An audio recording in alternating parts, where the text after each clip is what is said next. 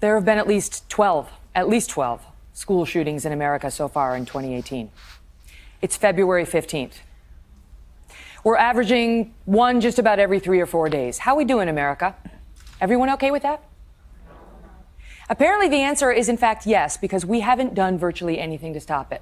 We haven't done virtually anything. We all know what is about to happen right now, don't we? We're going to say how sorry and shocked and sad we are, and then we're going to move on without doing anything. And then we'll express how sorry and shocked and sad we are at the next one, and the one after that. Does anyone really think that we are going to do anything after these mass murders? I don't. I don't believe that. I don't believe in a single one of these politicians. I don't believe any of them have the courage it takes to actually push through reform. Why? Because history. And let's face it, it's not all on them, because we, the people, are the ones who hire and fire these politicians. So if we don't get serious, neither will they. 5 years ago, I was live on the air and pregnant with my third child when 20 first graders were shot to death in school in Newtown, Connecticut. That was the one. That was the one where we all thought, now we will do something. Now we have to change. But we didn't.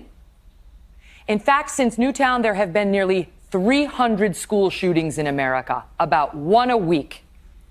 If 20 dead first graders don't spur people to action, what will? Yes, there was an act signed into law by President Obama just about 15 months ago targeting mental health reforms. It pushes for early intervention for kids showing signs of mental illness. But guess what? It hasn't been funded by Congress. It's a beautiful piece of paper. I'm sure it's a great comfort to the folks in Florida today. We had a woman on this show just last week jumping up and down, a mother, trying to warn people that her own son is a potential danger. She's seen it. She said he's been killing animals, consuming dark and disturbing pornography, and no one will help her. She said their social worker dumped the family after learning how disturbed her son was. What could possibly go wrong? And then there is the truth that mental instability by itself is not a great predictor of a mass shooting. Most mentally ill people do not commit murder. So even if we fund the mental health reforms, how do we find the potentially deadly needles in these haystacks who are likely to blow? Well, we could start by paying attention to things like Facebook posts with ominous gun pictures, coupled with social alienation and other red flag warning signs. But then what? Then what? Are we really going to loosen the standards for involuntary commitment in this country? Even if we could pay for that, good luck convincing the ACLU that it's legal. And then there are the guns. Don't even think about it. Don't even think about it. No gun reforms are getting through. They're not. And most of the ones that will be proposed in the wake of this shooting will be utterly meaningless and wouldn't have even arguably prevented this killing. The NRA is too powerful. Our politicians are too weak, and the guns are too ubiquitous.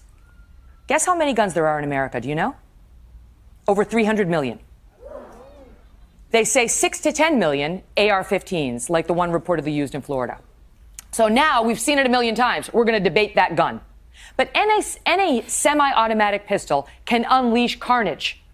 There was no AR-15 at Virginia Tech, and that remains the worst school shooting in U.S. history. 32 dead. Nothing changed. Nothing. Can it? In the meantime, I and other parents have to send our kids to school and play Russian roulette with their lives.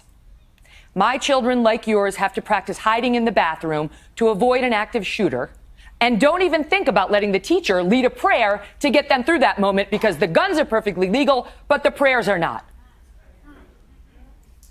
I wish I had the solution. One part of it is courage. To get honest, to give a damn,